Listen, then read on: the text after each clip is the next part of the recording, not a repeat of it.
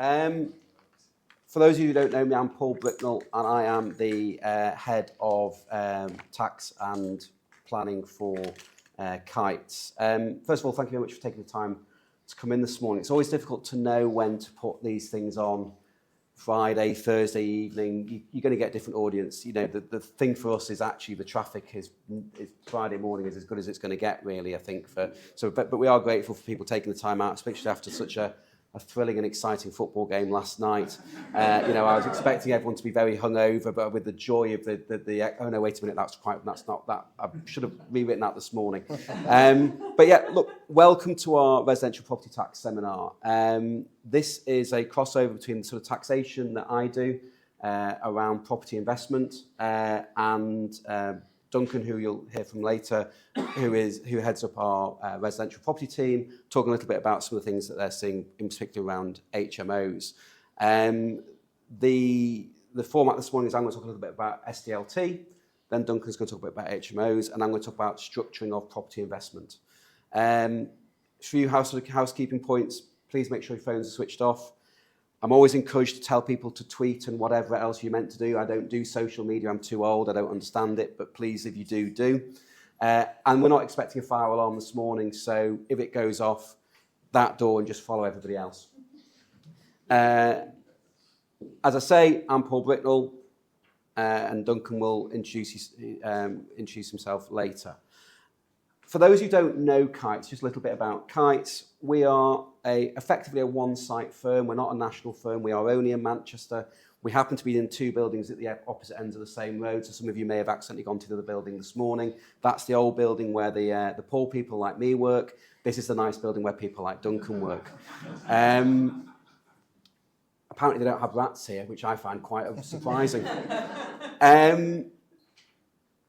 So we are about 210 people. We are a full-service law firm. We do everything that you'd expect a law firm to do, except we don't do personal injury and we don't do crime other than white-collar crime if you get yourselves in trouble doing some regulatory stuff. But we do commercial, property, residential and commercial, banking, private client, corporate commercial, licensing is a particular strength of ours, litigation and employment. And have I missed anything? No? Okay, good. That's the firm. As a team, I head up a team of 11 lawyers who are operating at the higher end of private client work, so traditional wills, probate, trusts, but we really focus on property structuring for high net worth clients, family businesses, clients with any sort of inherited wealth, and then international clients with international footprint as well. So that's a little bit about us and why we're sort of here. So let me just start by talking about SDLT. So, most people here are interested in investing in property. So, for me, SDLT is a tax on investment. It's when you look at a property for £200,000, it's got a headline yield of X. Sometimes when I see stuff being sent through by clients, that when you're looking at the yield, it forgets to take into consideration purchase costs. It forgets to take into consideration the survey fees. It forgets to take into consideration the SDLT. And in a minute, you're going to see that SDLT can be quite a big drag on your initial investment and therefore on your yield. So our job when we're looking at property investment for client is, what is the SDLT? And is there a way of getting it down without trying to push boundaries, without trying to rattle HMRC's cage? Are there legitimate, genuine reasons why the SDLT on the headline rate can be brought down? And the first time we start is something that was called multi-dwellings relief. This was the idea that if you buy more than one property, that rather than working out the SDLT on the whole value of what you're buying, you work out the SDLT on the average value of the property, and then you multiply it back by the number of properties there are. Now, the most common we actually see on that, or we used to see on that, wasn't so much an investment point, albeit for some people it wasn't, were investing, but was what we call the classic granny annex. This would be a house, £1 million house, with a converted basement capable of being lived in. And because it had a granny annex capable of being lived in, which would mean it had to have a separate bathroom, it had to have a separate entrance, and it had to have a separate kitchen, as well as living facilities, then it was deemed to be 2 properties for SDLT purposes. What that meant was it was £1 million property, but you worked out the SDLT on £500,000. And then you multiplied that up by 2. So the SDLT per property would be £12,500 on £500,000. The total SDLT would be £25,000. Now, it's quite controversial because a lot of people were claiming quite borderline granny annexes, were they or weren't they really a separate dwelling? And the revenue, I think, got a bit sort of rattled by a lot of claims companies setting up. And what were happening was you'd buy a house, you get a letter from a claims company saying, we think you paid the wrong SDLT, we will get a reclaim for you, and we will take 30 or 40% of your reclaim to sort it out for you on a no-win, no-fee basis. And so it became sort of quite controversial. I think it was probably taking up quite a lot of revenue time. And therefore, in the last budget, we saw that MDR was removed. And therefore, when you're now looking at buying property, multiple properties, it's now the SDLT on the whole value. You don't divide it by the number of properties and work it out. So now, that same £1 million house, the SDLT is £41,250. So it's £16,000 more to buy that house after the 1st of June when the rules changed than it would have been before. For anybody who has bought a property that might have a granny annex, that may be capable of doing a reclaim on, we still have a 4-year window from that purchase. If you purchased it before the 1st of June, there is still a 4-year window to do a reclaim on that. So whilst the relief has now gone, there is still a window where I think we'll still see bits and pieces of work doing that going forward. But what's left? Well, we have MDR on 6 properties or more. So when you're buying more than 6 properties, you can elect whether to use residential rates or commercial rates. And you can elect whichever rate gives you the lowest total. So if you take an example of buying a small block of flats, 6 flats in a block, let's say that works out at £200,000 each, £1.2 million purchase price. Under the old system of dividing it up, working out the SDLT on £200,000 with the 3% surcharge, it worked out at £6,000 per property, £36,000 in total. If you work it out on the slab system, the system we've got now for residential properties, it's £97,250. It's 8.1%, just short of £60,000 more than it would have been under the old system. So you can see the revenue's got a really big win there. But you can use non-residential rates. Where it's more than 6 properties, you can use non-residential rates, commercial rates, much lower than residential rates, and you're not paying a 3% surcharge. And it comes in at just under £50,000. So it's still, okay, it's not as good as the old system, but it's not as bad as it was before. And here's a strange quirk. Let's say you're buying 5 properties at £200,000. So you're below the 6, so you can't then apply commercial rates. 5 properties at £200,000, the stamp duty would be £71,250. But if you buy 6 properties at 1.2, the stamp duty is £49,500. So buying 1 more property, you brought your SDLT down by over £20,000. So if you're looking at buying portfolios, you're looking at picking up portfolios, there is a real incentive to try and pick up portfolios of 6 or more. And that example of working on a £200,000 property, if you're buying portfolios of higher value properties, those numbers become more stark because, as we know, with SDLT on residential rates, you're up at 12% at the top end, whereas at commercial rates, it's 5% as the top end. There's a big differential the more you're spending on property. One of the questions I've been asked recently, I was looking at a project for a client, is, well, what is a residence? And it goes back to the point I made before. Residence has to be capable of being lived in separately. So if you're buying a block of bedsits, but each bedsit has its own bathroom and its own kitchen, that's okay. If you're buying an HMO type property where there may be shared facilities, everyone got their own bedroom, everyone might have their own bathroom, but you've got shared kitchen facilities, for example, that isn't multiple separate residences, because you can't live in one in isolation from all of the others because you haven't got the facilities. Now, there's arguments about, well, if I've got a bedsit, it's got a bathroom, if I put a little microwave in the corner and a sink. You know, they could go and wash the pans in the bathroom. Is that, I think you're pushing it, but you have to look at each matter case by case. Is, can you sometimes do some minor modifications and come to a deal with a seller to make some minor modifications before you buy, to try and get yourselves over what might be the threshold to get yourself into multiple properties rather than just being treated as a single property.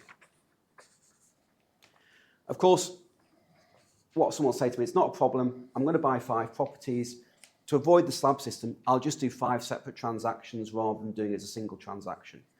Revenue, of course, computer says no. We have what's called linked transactions. That is, if you buy more than one property in a series of transactions, so even if it's separately documented, if it's the same buyer and the same seller, or the buyers and the sellers are connected, there's a group of buyers and a group of sellers and they are connected, it's treated as a linked transaction even if you do it in multiple transactions, and it's still all grouped into a single transaction. And if it's 5 properties, you're back into having that really high tax. So separating it, buying 1 a month for 5 months is not going to help the problem. So what's left? Well, we've got to make sure we're just claiming the basics, we're getting the basics right. So if you're buying a shop with a flat above it, that's mixed use. Mixed use, commercial rates rather than residential rates, typically lower. If you're buying a farm with land and outbuildings, mixed use. So though it's you might be buying it as a residence, is for an argument it's actually a mixed use and therefore you can apply commercial rates. We're looking a lot at student properties at the moment. This is an area, again, where there's a little element of slight uncertainty. Legislation says that the 3% surcharge doesn't apply to student properties. So when you're buying a student property and you're buying multiple student properties, you shouldn't have to pay the extra 3%. There's not a clear definition in the legislation of what a student property actually is. Because lots of properties could be used for students, but they could be used for other uses as well. The revenues guidance is it has to be a property purposely built for use as a student. So your typical 5-6 bedroom place in Rusholme that you let to students at Manchester University, the revenues guidance would suggest isn't a student property. But that's not what the legislation says. We have done a number of reclaims for clients on the basis of those typical properties in Rusholme, on the basis that they are student properties and therefore can we have the 3% back where they've paid it on the purchase. And to date, we've not had a single one rejected. Now, I caveat that because I'm not convinced the revenue are looking at them. I'm not convinced that these small claims, £7,000 reclaim, £10,000 reclaim, whatever they are, I know the revenue is understaffed. I wonder whether these things come in. They pay the guidance is they will pay them out and then they will look at them. So they'll pay them out immediately and then they will look at them to see whether they agree. And if they don't agree, they'll then ask for the money back again. I'm not convinced they are looking at them at all because I'm not sure they've got the capacity. But at the moment, we are successfully claiming that properties that are student occupied are exempt from the 3%. And what we're looking for on that is, can we evidence that they were student properties? Can we evidence that the leases are of a nature that are student property, 11-month leases or lower 12 months with lower rent over the summer and things like that? Have you got ID? A lot of landlords have ID for the student or the tenants, showing that they're all students, things like that. And it's often you've got guarantees from parents, those things that are hallmarks of student properties. Paul, yeah. What's the time limit? What's the reclaim? You've got a 4-year. If you paid it on the way in, you've got 4 years. Sorry, when the revenue? They're meant to look at it within 9 months. But I just say I'm not convinced they've got the capacity to do it. And I think we've seen. Sorry, Tom. I think we've seen on other SDLT points where they use their powers of discovery to extend. So even though you've told them exactly what you're doing and why, they will say, no, we've discovered this, which gives them, I think, a 5-year limit to investigate. Yeah. So is that the max when we hit the 5 years? No, because if they allege fraud, it's forever. Yeah. One of the things I get phone calls about more than anything else, which I then say, no, it doesn't work, is this. There's a misconception. If you buy a property from a probate, from an estate, to help a family realise the value of the estate, there theoretically is no SDLT on a purchase of probate property. But it's not quite that simple. If you buy a probate property and do it up and rent it out, it's full SDLT as normal. The exemption for probate properties is looking at people who buy them to flip them on the basis it creates liquidity for the family who are looking to realise the family asset. To qualify for the relief from inheritance tax, as I say, it needs to be a property you're buying, doing something to and selling. And you're not allowed to spend more than £10,000 or 5% of the purchase price up to a maximum of £20,000 on the property before you flip it on. So if you buy an absolute, damp, new kitchen, new bathroom, often you'll find that you need to spend more money on it. Even if you are planning to flip it, you've got to spend more money on it than will allow you to claim the exemption from SDLT. And I've never done a purchase of property for claiming the probate relief, even though I get a number of calls about it. I've never seen one where actually the criteria of what you've got to do matches what the client actually wants to do. Similarly, property traders, if you've got businesses where you've got, say, a chain of residential purchases and there's 7 people in the chain and the chain breaks down in the middle, there are property traders who will come in and effectively save the chain. They will buy a property, they might make a bit of a discount to buy it, they'll buy it and they'll flip it on. And there's an incentive for property traders to come in and save a chain because, again, there's no SDLT. As long as they are trading, and it's got to be the business has to be, you can't just do it as a one-off, it has to be a business that's property trading that comes in, saves, sells on, they make a bit of a turn because they might have bought at a 5% discount and they've made a quick 5% profit. That is exempt from SDLT, but again, it's very rare you actually see people doing it. The one thing I haven't put on there, SDLT relief, is for those people who are going from a individual structure into a corporate structure, so they're going from individual ownership into a company, there can be SDLT reliefs on the way. I'm going to talk a little bit later on about the pros and cons of direct ownership as against company ownership, but there can be reliefs on the way in for incorporation. That's this on this section. Now, I don't know whether it would be better, I'm just conscious of time. Maybe we'll save questions for the end if that's okay, and I'll hand you over to Duncan. Okay. Cheers, Paul. Thanks, Paul. Morning, everyone. Okay, so this is the middle bit. This will give you a bit of a break from the tax side of things. So, as Paul said at the start, my name is Duncan McGregor. I head up the residential team. This is the residential team, or the lawyers in the residential team. So we've got a number of them in the room at the moment, and we sort of cover anything to do with residential property by and large. So we're looking at developers, we're looking at property traders, we're looking at landlords, we're looking at high net worth individuals, we're looking at landlord and tenants. We try and cover everything that we've got residential property wise. So there's the spiel in terms of the firm. So we aim to be trusted advisors. So most of you know that already. I think we've acted for most people in the room here. Type of stuff that we do: sales and purchases, high value stuff, development sites, portfolio sales, tenancy agreements, plot sales, lease extensions, enfranchisement, anything to do with residential property. So we're looking today at tenancies and houses of multiple occupation, less so on the tenancies because unfortunately for me, for my prep work, the Renters Reform Bill, which was going to be part of this, is no more. It is defunct. I'm going to touch on it slightly as we go along because by God I researched it, so I'm going to use some of it in this presentation. But we'll start with just sort of a bit of a chat about houses of multiple occupation. There are several definitions of what constitutes a house in multiple occupation. You could be looking at it from a planning perspective, from a licensing perspective, and even a council tax perspective. So we've got some bits and pieces here which we'll just sort of go through very quickly. Gary's not allowed to tell me that I'm wrong.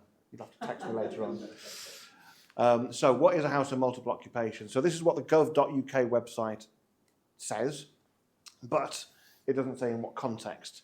So we've got 3 tenants, forming more than one household, shared facilities, large HMO, 5 tenants. What they mean by that is where you get into the mandatory licensing territory.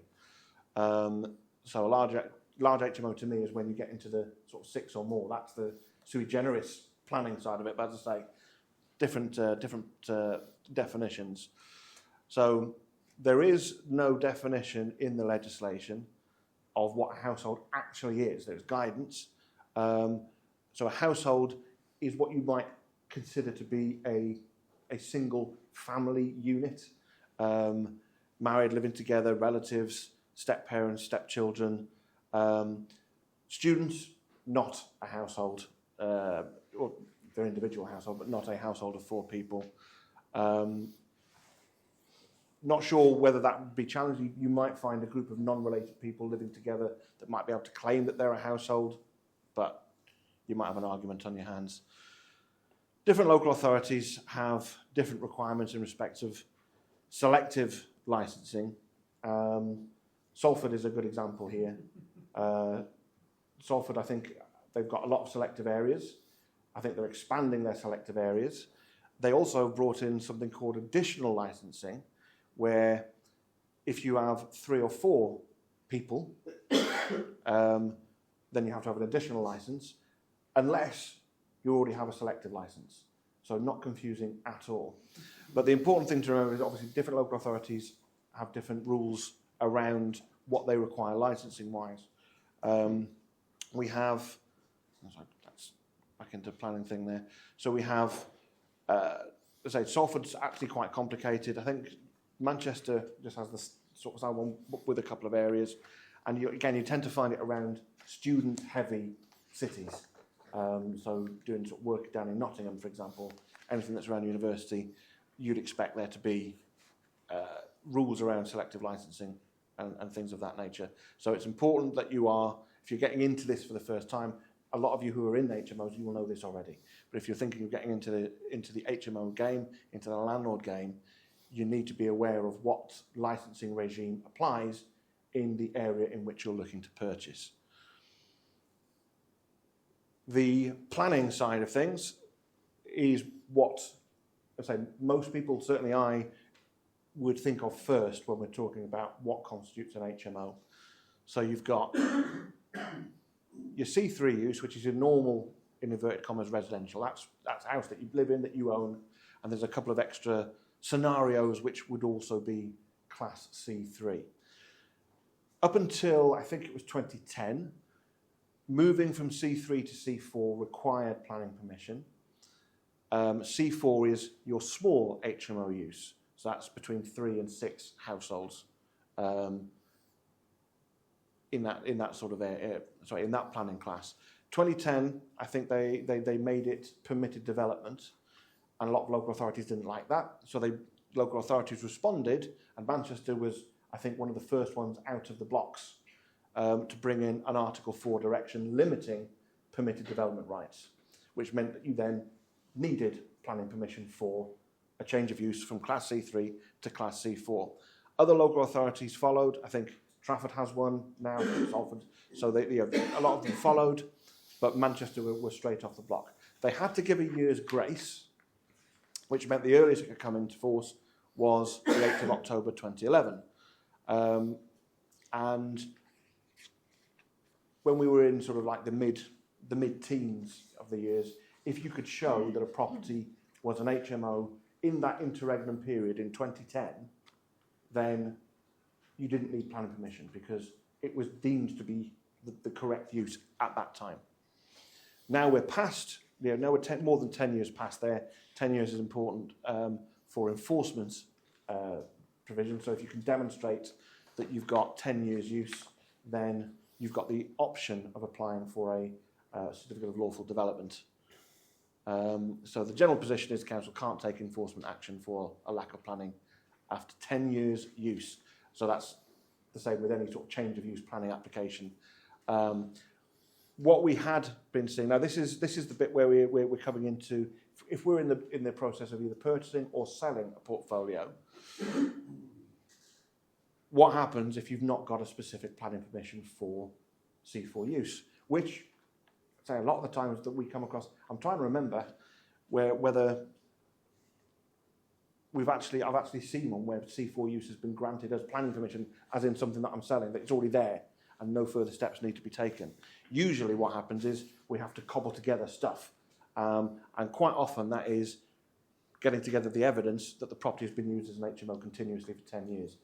That will be copies of the tenancy agreements, the documents that sort of support that, and then you can demonstrate it. Lenders obviously are very important in this process because the lenders will decide primarily what level of risk is acceptable to them. Your investors, the landlords themselves, they might be quite happy to be a bit gung-ho. I'll just take it as is, it'll be fine. But the lenders, obviously, they have the money, so they decide what's going to work and what's not going to work. What we've seen in the past is that lenders are quite happy just to take the 10 years. We're happy. The risk is low enough for us to proceed on that basis. But what we have also started to see now is that there are some lenders that say, no, that's not good enough for us because we fear still getting difficulties with the local authority. We may not be able to sell. I'm not aware of any specific circumstances as to that being, or if you look at this case, this is why they've taken that decision. I think it's an overview of risk. I know that Paragon, for example, 15 years or so ago, I think they had some issues with planning generally for HMOs, and so they've always been shied away from indemnity insurance. They've always wanted the documentation. So they want, they want evidence that the property's been an HMO prior to the implementation of the Article 4 direction. Not impossible, but obviously as time goes on, say come back to Manchester, it was 2010 to 2011. That's a lot of tenancy agreements that you need to have in place to back it up. So the way that you can get out of that is you can apply for a certificate of lawfulness or a certificate of lawful development if they keep on changing the name. We have a planning lawyer here at Kuits, but we would probably look to discuss that with a planning consultant were that to come across our desks, because as we were talking about earlier before, it's quite easy to get those applications wrong. And that could be, obviously a pain for everyone to get done. But if you've got the documentation there, it's worth spending the money with a planning consultant to make that application, if that's what your buyer or your lender requires. Because we are starting to see that it is starting to be something that people are more aware of in the process. I think maybe 5 years ago, people were still quite laid back about it. They were willing to take more of a risk. I don't know whether it's a lender-driven thing, whether it's a risk appetite thing.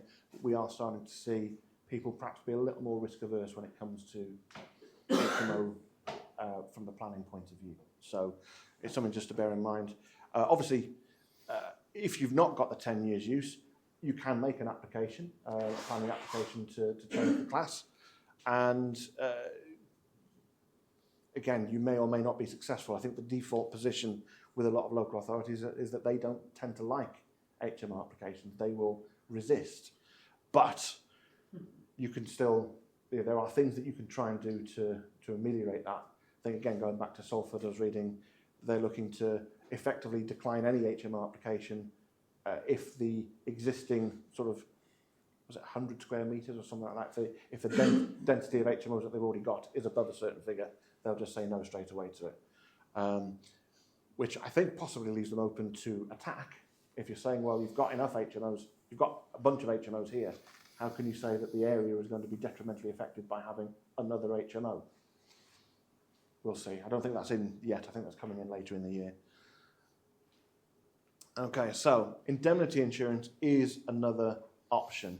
We had a chat with a couple of indemnity insurers that we use. So Lime Risk Agency, ISIS Conveyancing, which I always think is an unfortunate name given the thing, but they haven't changed it. In fairness to them, they've kept on.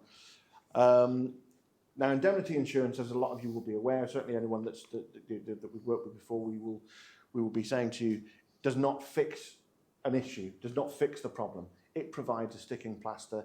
It provides hopefully something that you can put in a drawer and forget about until you come to sell. Indemnity insurers don't tend to offer a policy if they think they might have to pay out on it. So the risk is normally low, and so if an indemnity insurance company is willing to offer insurance, you can be relatively comfortable that the level of risk is low enough to proceed, because say they really don't like paying money out. The downside, if you like, is that if a license is applicable, and this was the same with both companies that we spoke to, if a license is applicable, they want 10 years. They want to show 10 years. So you're not really in any different position than you would have been before. And that's assuming a lender will accept a policy, which I say not all lenders will do. So if you're in an area where a license is required, getting indemnity insurance is going to be more tricky, because if you've got the 10 years, you could just apply for a certificate of lawful use anyway. But it is something that can be looked at. As you know, for this type of thing, the reason that it's a bit more difficult is because there is a greater risk of the local authority spotting something and making something of it. And I say I think that was certainly the case maybe 15, 20 years ago, when there was a bit less awareness around HMO requirements, because I think the laws are only not long been come in, so there's always a bedding in period. So the requirements are sort of there. I say it's not. I'm not sure that I would go for indemnity insurance in terms of it's something. If you can get it, it's something, but it's not necessarily something that's going to sway the decision. It is, however, as I mentioned, a useful gauge as to the level of risk. So even though the policy itself may not do what you want it to do, if someone's willing to insure it, say, well, I might be happy to take that risk. Okay, so this was sort of starting on the tenancy bits. So we've been speaking mainly about HMOs. The Renters Reform Bill, when that was being discussed, that was in the Lords. That was in the Lords, I think, when the election was announced. There was still a lot of work needed on it, which is why it got kiboshed. It didn't get nodded through on the washing up phase. So we've got the Tenants Fees Act. Obviously, some of you will be aware of that already, and the Renters Reform Bill. Now, I've to say, rescued some of it from what we were talking about from the first part of the talk, mainly because with an election we've got probably a new government coming in. They'll have their own priorities. The rental market, property market generally, is going to be something that I would anticipate will be on their radar. There seems to be a narrative, and it's like always with political narratives, it's never the proper story, but the narrative seems to be when they talk about no-fault evictions, that's an emotive term. It's not an eviction. It's the end of a contract. I think Rob used that phrase earlier on. It's the end of a contract, and so.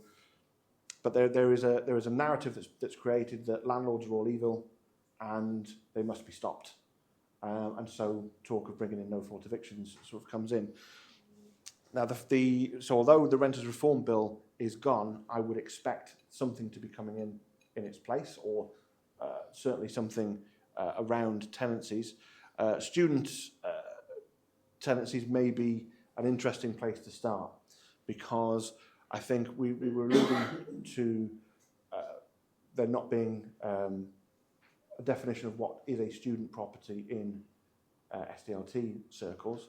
The guidance is talking about purpose-built student accommodation, and I think the Renters Reform Bill had envisaged that purpose-built student accommodation would be outside the scope of the Renters Reform Bill. What they were saying there is that you would have no ASTs, you'd be on contractual tenancies. So the ASTs would be gone, contractual tenancies would come in, and so that's how, I think it was 700,000 students would be taken out of the Renters Reform Bill if you had purpose-built student accommodation. But non-purpose-built student accommodation, your so-called off-street accommodation, would not be exempt. And so there'd have to be something in the legislation that dealt with student accommodation. As those of you who are student landlords know, that the student market is a specific market. It is cyclical. You tend to have year-long contracts rather than having someone that you want to stay for 5 years or so. So there is a very good argument to say that if you wanted to include your sort of off-street student accommodation in the Renters or Reform Bill or its subsequent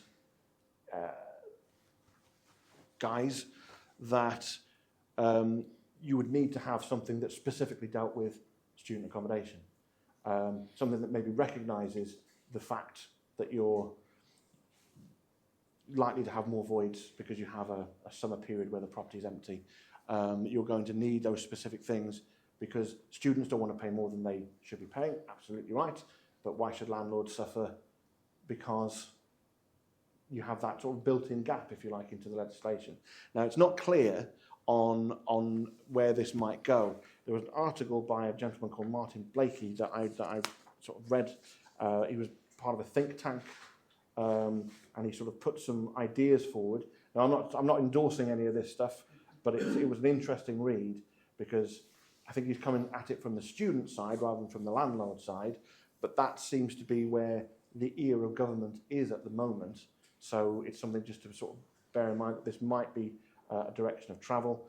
So they're saying that they should create a fixed-term student tenancy that applies to all housing rented by students and give student tenants some additional rights. So reduce the effect of early renting. He says it's clearly daft that many students are looking for next year's housing in November of the preceding year. There should be a cooling off period that would allow students to withdraw unilaterally from any contract made up to 4 months before it begins, which I'm sure won't mess with any of your planning at all. Stop students from paying for accommodation they no longer need. Allow students who do not take up their course of study to give 1 month's notice or to make a reduced administrative payment to leave their contract, and give those who withdraw from their educational institution the right to give 2 months' notice to leave their contract. So again, it's about students leaving early. Stop joint contracts and joint and several liability. Now that has issues going back to HMO with council tax potentially, because the rules have changed, I think, recently, but there was always the problem that if you had one tenancy where everyone was joint and several, the students were the council taxpayers, and therefore, if they are all students, they don't pay council tax. If you have individual tenancies, the landlord is responsible for council tax, which means that the students might end up paying council tax, which is obviously not the intention. Now, most tenancy agreements would have a provision in it that the tenant would be responsible for council tax, but obviously if it's a bill that they weren't expecting to pay, that can cause some problems. Stop restricting access to the student accommodation market by removing the need to have guarantors. Let's see how that one's going to work. And set up a dedicated ombudsman redress scheme specifically for the student market. I don't see a problem with that specifically, provided that the actual rules they've got in place are fit for purpose. I think part of the problem with this, as I say, it is a student-friendly proposal, and nothing wrong with that per se, but doesn't really address the problems that would cause from the landlord side. However, it may be something that we start to see in terms of the rhetoric once the new government has taken place. I mean, looking at the polls, we're expecting, 500 seats for Labour or something ridiculous like that. So, they may feel empowered to charge ahead with all sorts of bits and pieces.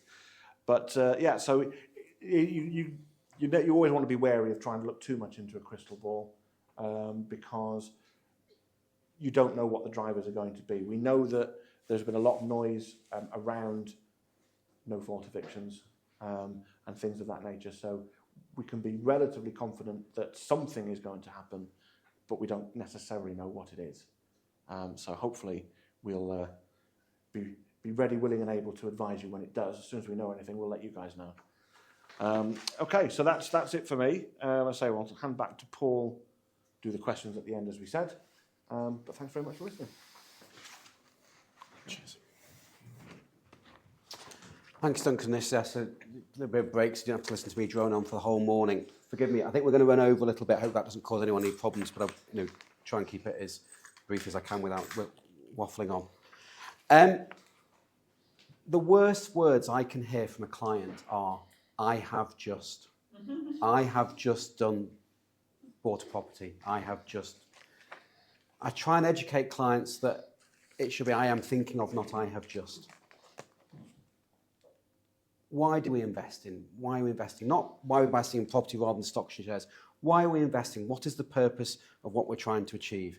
Do we want income today? Do we want income tomorrow? Are we trying to create a just-in-case fund? You know, we're trying to build up a fund, but we're not really sure what we're going to do with it. Do we need it? Don't we need it? Are we trying to create a nest egg for the next generation? Have we just got some cash and we don't know what to do with it? You know, I've got clients who sell businesses and go and build a property portfolio, not because they need the income, but because the money's there and, well, what else am I going to do with it? And of course, those reasons all change over time. You know, we start off with an intention of building a property portfolio of 10 properties, which is going to be our retirement fund. You know, we're working at the moment, we want an income for tomorrow, so we get ourselves to 10 properties, but lo and behold, 10 becomes 15, becomes 20, and at some point, the income that those 10 are generating is far more than we need, and actually, should we start rethinking about where we go with what we're doing? And the starting point when we look at why investing and how investing is always that starting point of, and it's a big issue, and most clients I talk to are property investors, personal versus company. What's best? And the answer is there's no simple answer. If we take a scenario, and forgive me if you think these numbers are unrealistic, then I'm sorry, but these are the numbers I've just invented. So property portfolio of 750 with a yield of about £50,000, 6.6%. Mortgage of £500,000, 66% loan to value. It's 6%, £30,000 of mortgage interest. I've ignored other costs of running properties, I know, but I'm just trying to keep it relatively simple. So for somebody with no other income, it's their only source of income. I've ignored personal allowances again to try and keep it simple. Property income of £50,000, tax it 20%, £10,000. Mortgage interest of £30,000. Mortgage tax relief is now fixed at 20%. We know that it used to get full mortgage relief.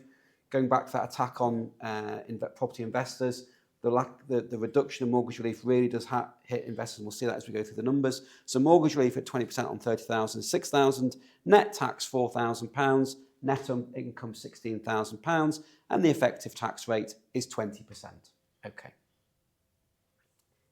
If on day one we use a company rather than doing it on our own name, companies do get mortgage interest relief. So company income 50,000, mortgage interest 30,000, net income of 20, corporation tax at 25%, worst case scenario, £5,000. Post-corporation tax income 15,000, but we've then got to pay that out as a dividend. So we pay out a dividend, again ignoring personal allowances, tax on the dividend at 8.75%, another £1,300. Our net post-tax income is £13,687, about £2,300 less than if we invested directly. So if we're a lower taxpayer, there is no doubt direct investment is better than corporate investment. If we're starting out, that's where we probably start. Let's take the other end. Higher rate taxpayer, 40% rather than 45% taxpayer. Let's look at it again. Property income, £50,000, tax at 20. 40% is £20,000 of tax. Mortgage interest, £30,000. Mortgage tax relief at 20%, still not the 40%, so we're not getting a full mortgage relief, £6,000. Net tax, £14,000. Net income now down to £6,000. And our effective tax rate, in real terms, the effective tax rate there is 70%, because we're being taxed on profit we're not making because of that mortgage relief. Flip back to the company. Mortgage income, property income £50,000, mortgage interest 30, net income 20, corporation tax at £5,000. Post-corporation tax income, £15,000.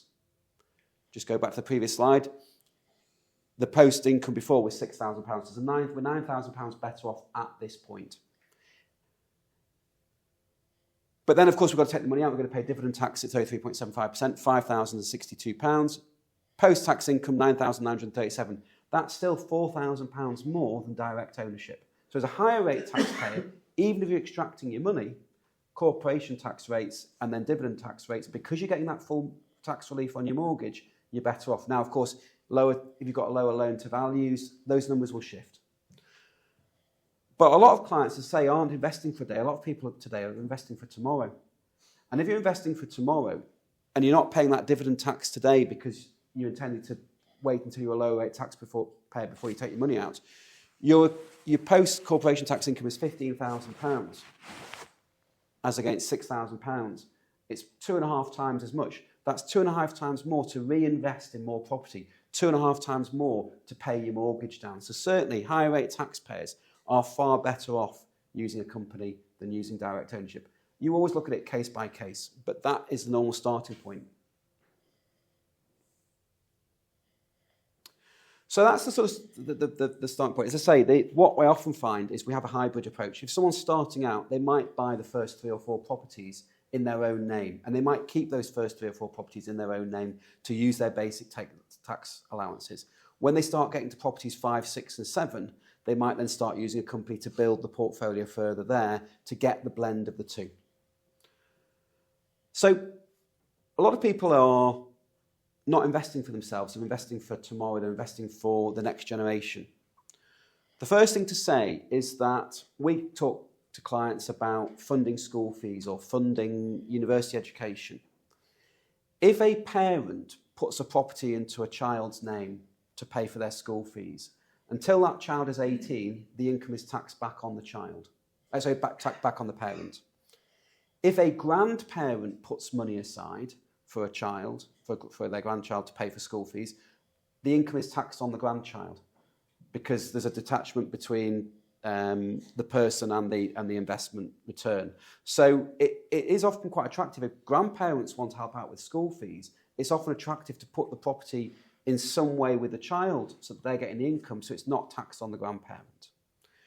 To do that, we often use trusts. So we often say, okay, well, we don't want to give a 5-year-old child a property and the rent that comes with it, and at the age of 18 it's theirs and they can do with it as they want. So we use trusts. Trusts are a vehicle to separate legal and beneficial ownership. That is, a grandparent, for example, puts a property into trust, the grandchild is entitled to the income as of right, but the grandparent still controls the capital. They can still turn the income tap on and off. And it's an attractive way of passing money down a couple of generations in a very tax-efficient manner.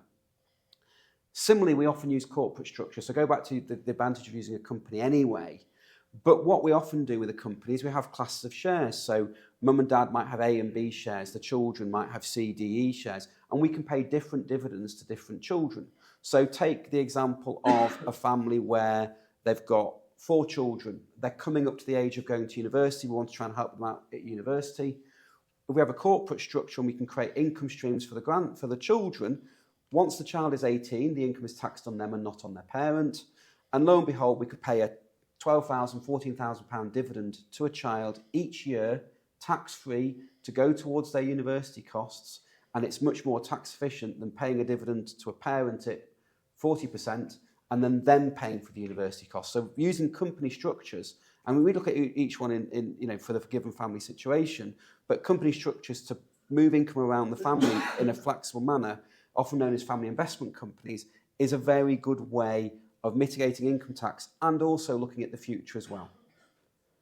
And that's where I get to, because the biggest tax problem for property investors is the ticking time bomb, for me, of inheritance tax. That's the biggest area I advise on. Inheritance tax, headline is 40%. So let's take property investor, £5 million of property, £2 million of debt. That's £3 million net portfolio. Let's assume their tax relief, the first £325,000, is used on other assets. That portfolio is going to be taxed at 40%, £1.2 million of tax. It's payable over 10 years in 10 equal instalments. Well, that's very good at the revenue, except at the moment they're currently charging 7.75% interest on the unpaid tax. So that's quite a lot of interest by the time you get to year 10. That 10 yearly instalments as well, that's equivalent to 4% of the value of the properties a year. So if you think you've got a yield of 6%, 4% of the 6% is going to be going to pay the revenue for the first 10 years after someone's death, effectively only leaving you with 33% of the yield for yourselves. Okay? You could take a view, you've got a £5 million portfolio, you've got a £1.2 million tax bill, subject to the bank agreeing to it. Well, you've had a capital gains tax-free uplift on death. Let's sell £1 million of properties. Let's get rid of a fifth of the portfolio, a quarter of the portfolio, and pay the tax down straight away. Let's just pay it and then have a cleaner portfolio going forward, not worrying about the revenue going forward. And that's what a lot of clients will do when they inherit a portfolio, is they'll reduce the portfolio down a bit because they don't like having that tax hanging over them. Okay. Compare that with a company, and I say for a lot of clients now, company structures make sense from a long-term income tax point of view, but it gives you a different problem.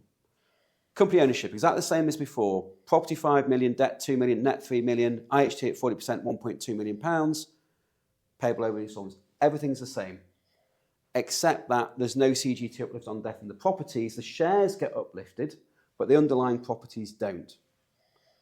But here's the big problem. How do you get that money out to pay the £1.2 million? How do you get the money out to pay the £1.2 million? You have to pay a dividend. You pay a dividend of £1.2 million out of the company, you've had to realise the cash. Now that might be again over a 10-year period, but ultimately you've got to find £1.2 million plus the interest if you're paying it over time. To draw £1.2 million, effectively you've got to draw £2 million out to get to £1.2 million to pay your inheritance tax. That's an effective inheritance tax rate of 66%. Because you've paid £2 million to cover a £3 million portfolio, net asset portfolio. You're only leaving yourself with a third. So from a inheritance tax point of view, on the face of it, a corporate structure is far worse than direct ownership because you've got to get the money out and you've not had your CGT uplift. But from my point of view, going back to personal ownership, IHT planning is very difficult for property owners. Get it right when you buy it. Go back to my point about what you don't. You get the person who phones you up, they've got a portfolio that's more than they already need, they've got some spare cash, they go and buy another property. Get it right in the first place. Should you be buying it in your name? Should you create a company for your children, for your grandchildren? Should you be buying it there instead? Because actually that makes more long-term planning. Get it right the first time.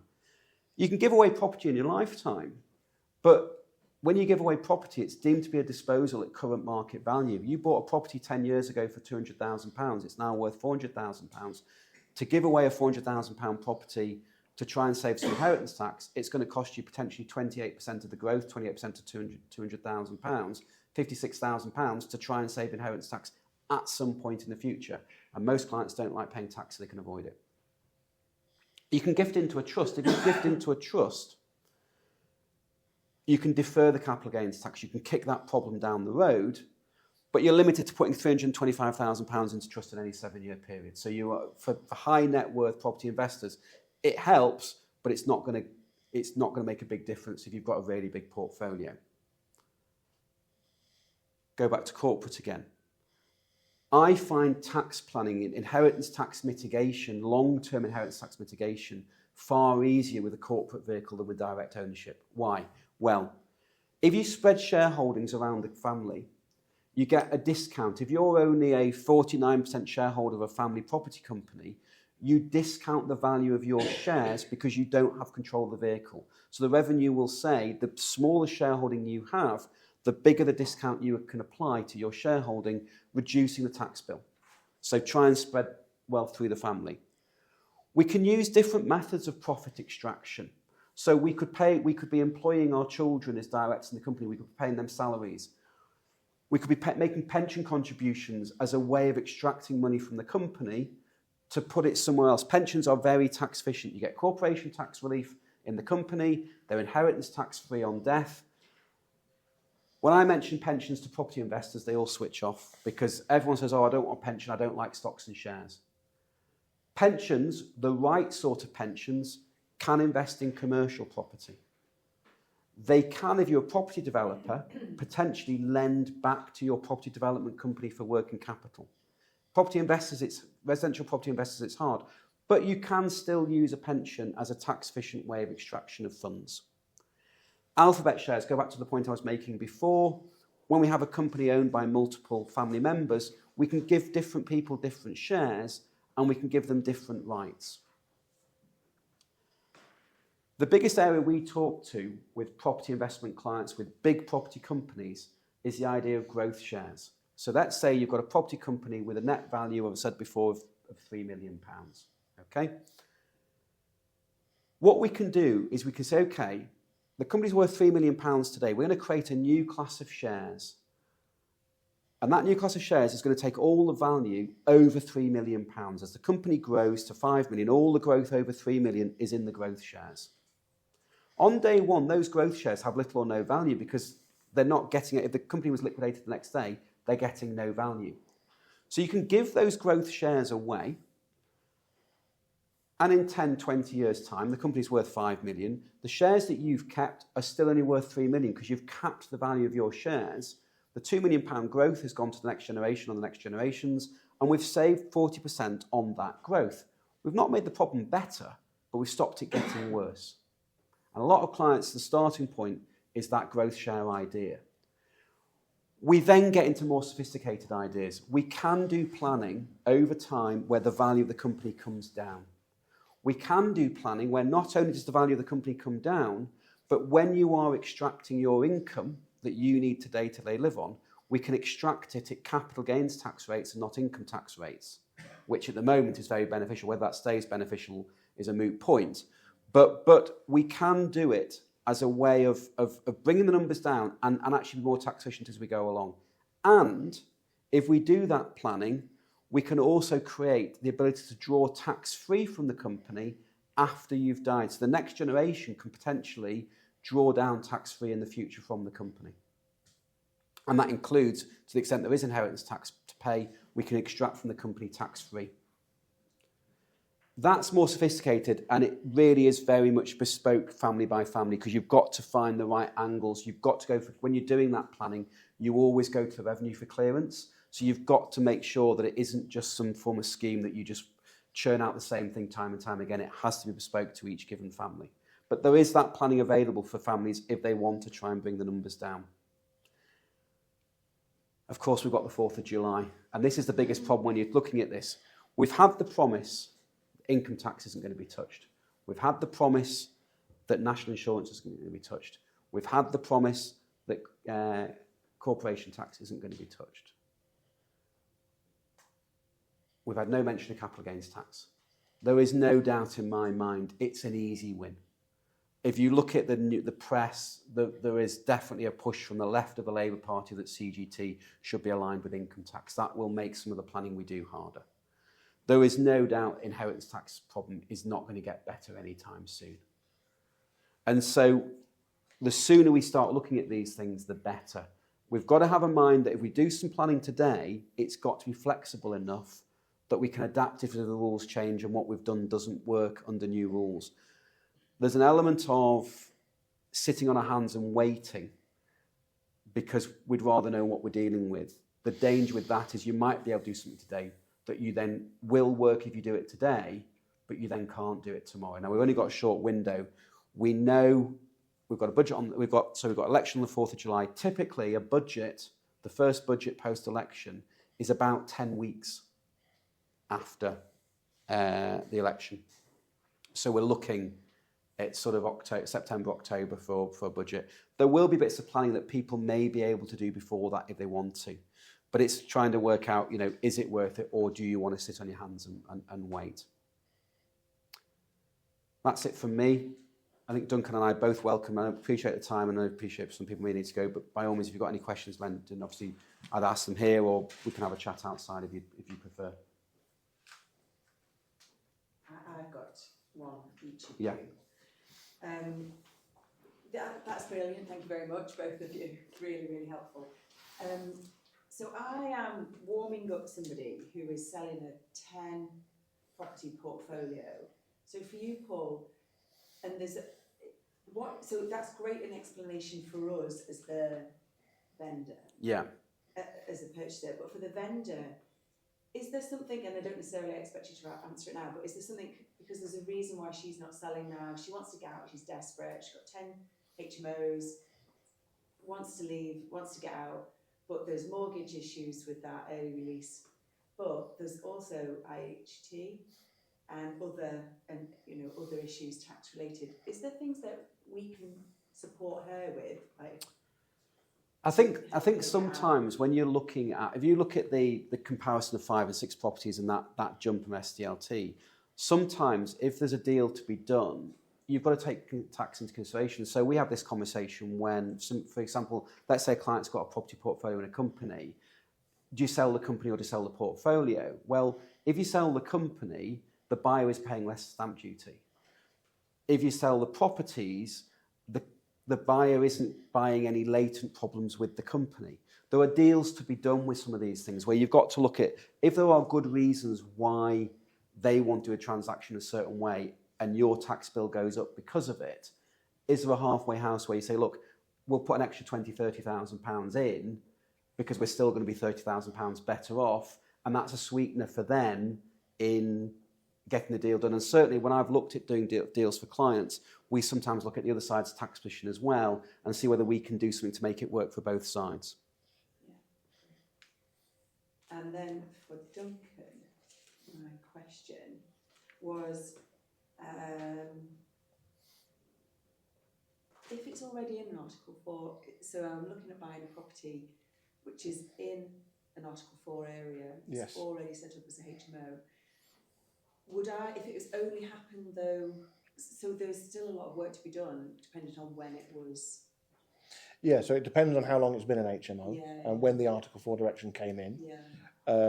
Because if the local authority in question has only recently put the Article 4 direction in place and it was an HMO in that area, in that time frame, then it's deemed to still be an HMO now.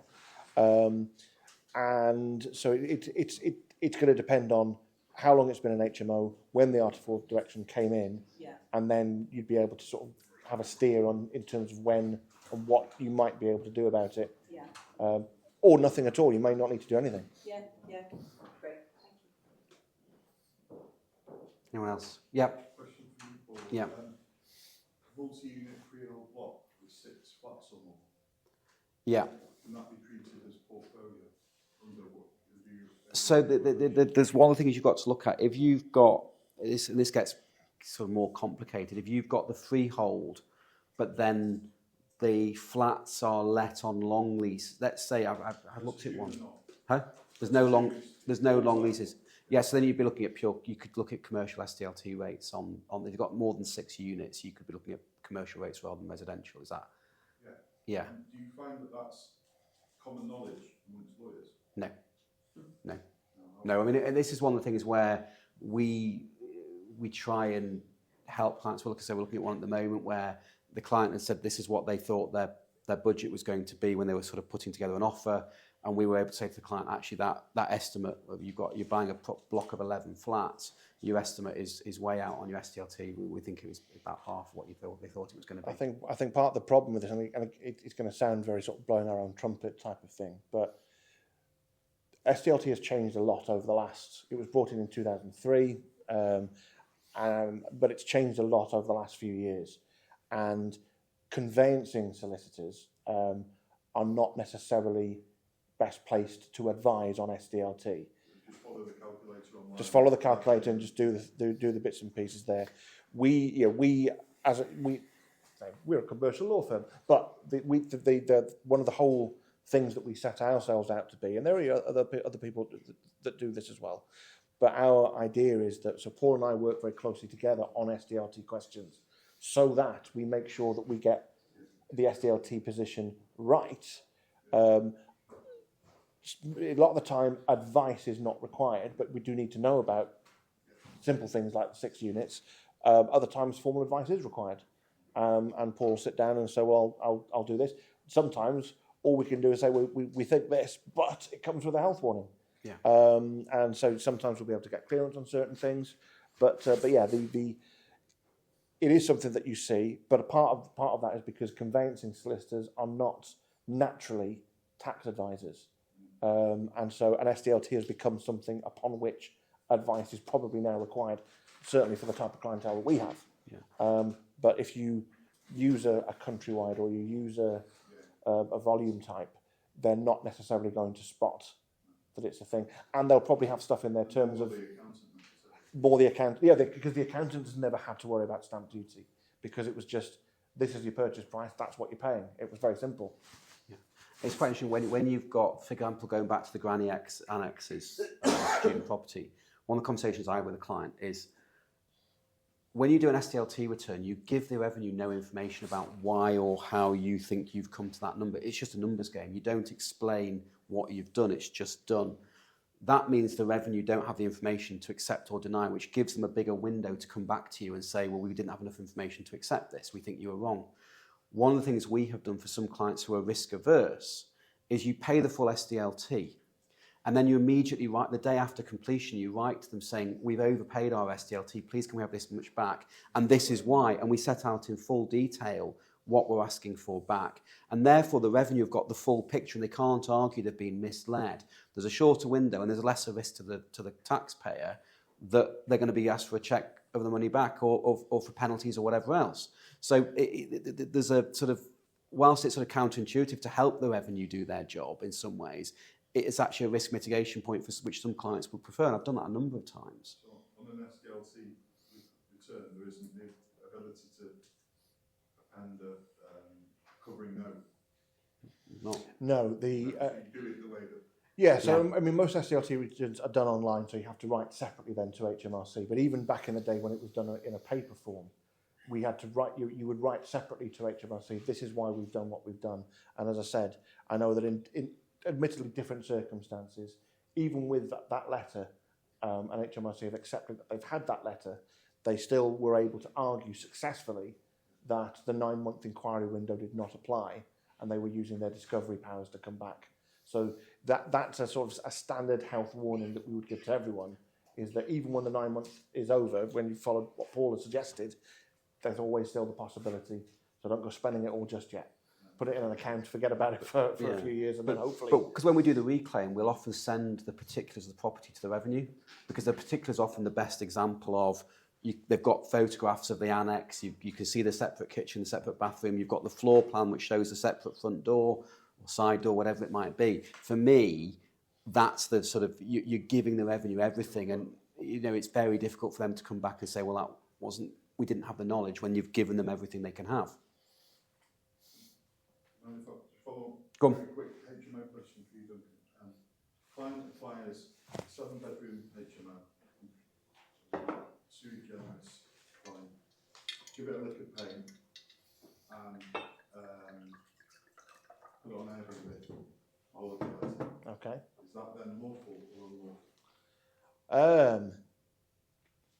The Airbnb part, yeah, it's still I think going to be classed as sui generis from a planning perspective.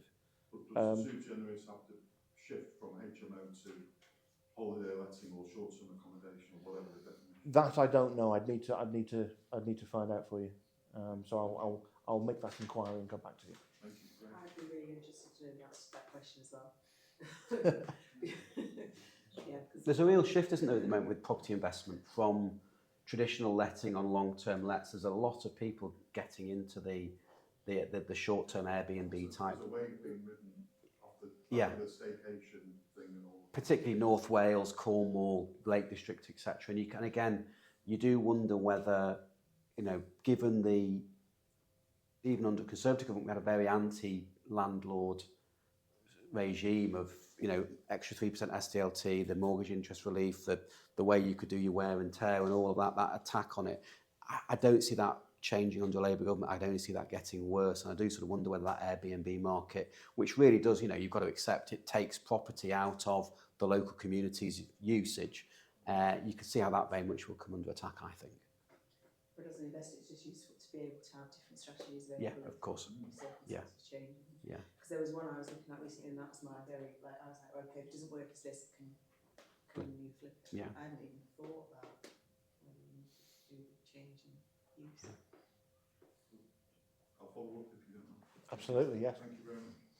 Look, I'm conscious of the time. Thank you very much for coming in this morning. We would be grateful if you just take 2 minutes just to fill in the feedback forms. It really is useful for us to sort of just know whether we've got the tone right and the pitch right. But thank you very much. And obviously, any questions you've got, by all means, please drop me an email, give me a call, or Duncan a call to pick up anything.